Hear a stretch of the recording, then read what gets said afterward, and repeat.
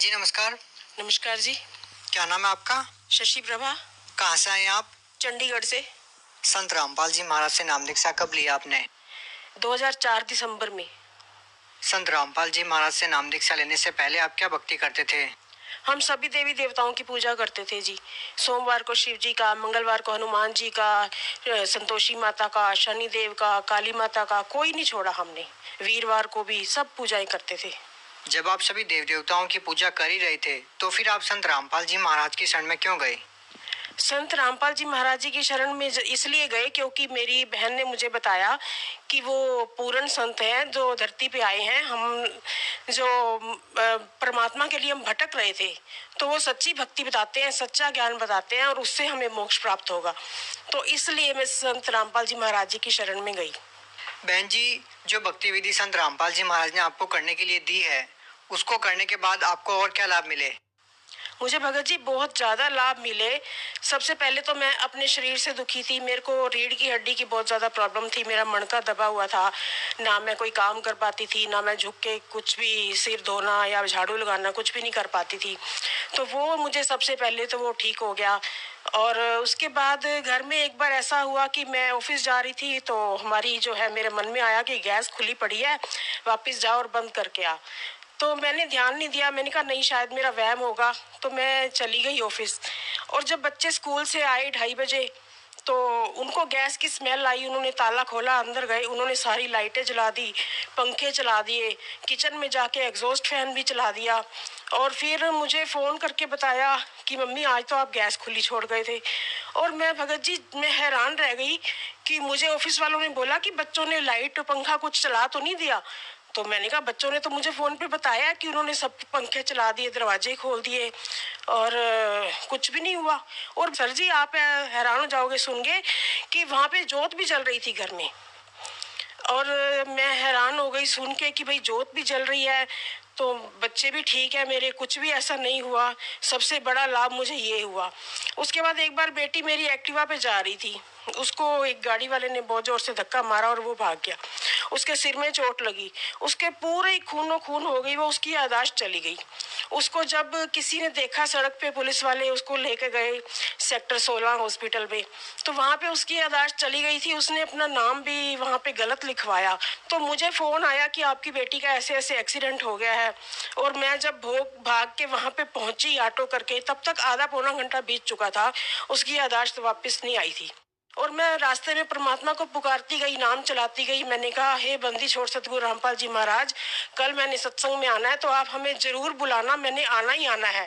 बेटी को आपने ठीक करना है, आपकी बेटी है। तो जब मैं वहाँ पहुंची, मैंने बेटी को देखा, मैंने उसको बोला बेटे नाम चलाओ, जो हमें बंदी छोड़ सतगुरु रामपाल जी महाराज जी ने नाम दिया हुआ है वो नाम चलाओ। तो उसकी एकदम याददाश्त वापस आ गई, उसको याद आ गया कि हाँ ये मेरी मम्मी है, हमें नाम लिया हुआ है हमने। तो उसने भगत जी नाम चलाना शुरू किया।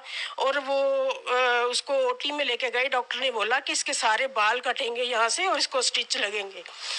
तो जब वो ओटी में लेके गए, उन्होंने नाई बुला लिया बाल काटने के लिए, और बेटी रोई जा रही थी कि मुझे बाल नहीं कटवाने। तो मैंने उसको बोला तू सिर्फ नाम चला, परमात्मा पे छोड़ दे, बंदी छोड़ सतगुरु रामपाल जी महाराज पे। तो फिर जब वो अंदर गए ओटी में, नाई भी बुला लिया उन्होंने, स्टिचेस का सामान भी बुला लिया। तो उन्होंने सर जी सारा उस सिर खोल के देखा बेटी का, कहीं कोई पता ही नहीं चल रहा था ब्लड आया कहाँ से है। कहीं कोई चोट नहीं थी, ना उसको कोई टांके लगे, ना उसके कोई बाल कटे। और सारा उसका सीटी स्कैन, एक्सरे जो भी हुआ, उसमें सारी रिपोर्टें बिल्कुल नॉर्मल आई और वो बिल्कुल ठीक हो गई। और अगले दिन हम सत्संग में भी गए। उसके अलावा हमें घर में, जैसे मेरे पति नशा करते थे, तंबाकू खाते थे, शराब पीते थे, तो वो उन्होंने मेरे से पहले उन्होंने नाम लिया था, उन्होंने वो सब छोड़ दिया और घर हमारा ऐसा सुखी हो गया, ऐसा स्वर्ग जैसा हो गया। नाम लेने से पहले तो हमारे घर में बहुत दुख क्लेश रहता था, हर टाइम झगड़ा होता था शराब पीने की वजह से, और वो सब बंद हो गया, घर में सुख शांति आ गई हमारे। बहन जी, संत रामपाल जी महाराज ने जो भक्ति विधि दी है उसको करने से आपको और क्या लाभ मिले? ऐसा है, जब हमने नाम नहीं लिया था उससे पहले मैंने कई बार ट्राई किया था बैंक में जाके कि मैं लोन लूं, क्योंकि मुझे घर में थोड़ा काम करवाना था। घर हमारा काफ़ी गंदा था, जैसे हमने नया खरीदा था। तो मैं जब कई बार गई, उन्होंने मुझे कभी कहते थे ये स्टैम्प पेपर नहीं है, कभी वो स्टैम्प पेपर नहीं है, कभी सैलरी स्लिप लाओ, कभी कुछ रह जाता था, तो वो ज़्यादा मतलब इग्नोर मारते थे। तो जब मैंने तत्वदर्शी संत रामपाल जी महाराज जी से नाम ले लिया, उसके बाद 2-4 दिन ही हुए थे मुझे, मैंने ऐसे बैठे हुए ऑफिस में सोचा कि मैं लोन के लिए एक बार पता करूं। तो मैंने ये नहीं सोचा था कि मैंने नाम ले लिया, इसलिए मेरे को तो ऐसे लगा कि मुझे एक बार फिर ट्राई करना चाहिए। मैं सारे कागज उठा के बैंक में गई, तो मेरे दिमाग में पता नहीं क्या आया कि मैं सीधा बैंक मैनेजर के पास ही चली गई। तो मैंने कहा सर मुझे ऐसे ऐसे लोन लेना है, तो देखिए मुझे बड़ी प्रॉब्लम आ रही है, यहाँ पे कोई ध्यान नहीं दे रहा। तो उन्होंने मेरे से सारे कागज लिए, मुझे कुछ नहीं बोला, बस बोला कि बैठ जाओ। उन्होंने कंप्यूटर में पता नहीं क्या कुछ करना शुरू कर दिया, और थोड़ी देर बाद मुझे कहते कि गारंटर को बुला लो। मैंने गारंटर को बुलाया और उनसे साइन करवाए, और फिर मुझे कहते कि ठीक है आपका काम हो गया, आप जाओ। मैंने कहा सर मेरे को पैसे परसों तक चाहिए, तो कब तक हो जाएगा? वो कहते कि पैसे तो आपके अकाउंट में आ गए, आप अभी निकलवा लो चाहे।